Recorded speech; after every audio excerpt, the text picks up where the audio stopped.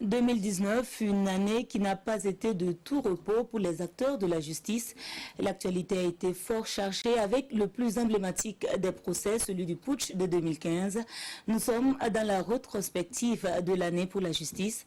Autre dossier marquant, celui du charbon fin, celui de Thomas Sankara ou encore de Norbert Zongo, qui promettent nous tenir en haleine encore jusqu'en 2020.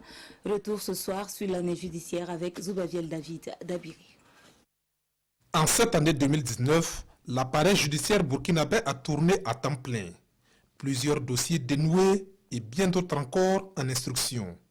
Le procès putsch de septembre 2015 connaît son épilogue après 18 mois de bataille juridique et judiciaire avec son lot de requêtes formulées et d'exceptions soulevées, ses reports d'audience et déport d'avocats. Le verdict tombe le 2 septembre 2019. Le général Gilbert Djendjéré, reconnu coupable d'attentat à la sûreté de l'État, est condamné à 20 ans de prison ferme avec mandat de dépôt. Le général Djibril Bassolé, lui, écope d'une peine de prison ferme pour trahison. Plusieurs autres condamnations sont prononcées, des sursis accordés et des élargissements pour infractions non constituées. La plupart des condamnés font appel de la décision pénale. Pour la suite de la procédure, les débats se poursuivent sur les dommages et intérêts à payer aux victimes de ce putsch.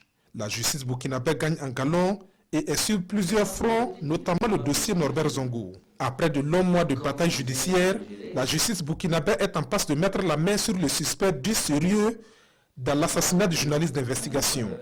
La bataille judiciaire emportée, elle n'attend plus qu'un décret d'extradition de François Compaoré et subsidiairement l'avis du Conseil d'État si le décret fait l'objet de recours.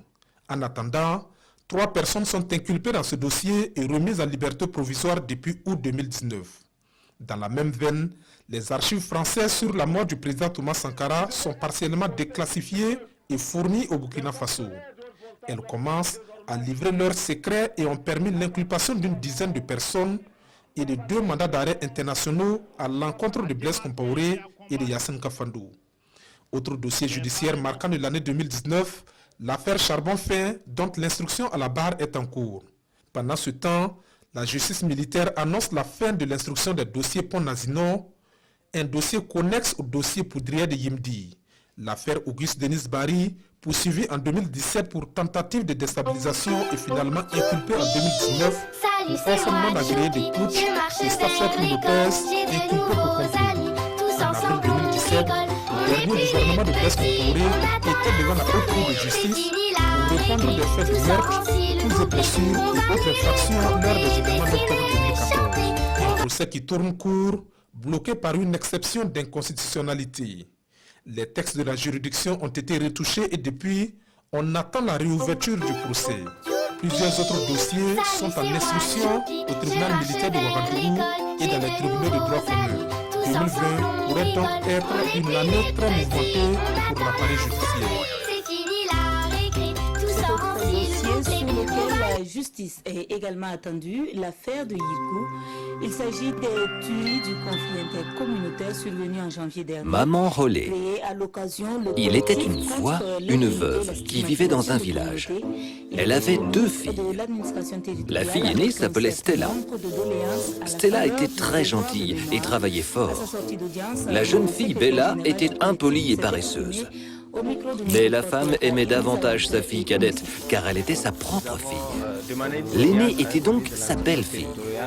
La décentralisation et la cohésion sociale pour en réalité célébrer ou commémorer l'an et de Yirgou en lui faisant un point.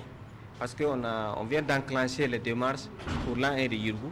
Donc du coup, on lui a fait un point clair sur le volet communication. On lui a dit c'est bon que le discours officiel du gouvernement actualise les chiffres comme l'avait promis. Ça, c'est le premier élément.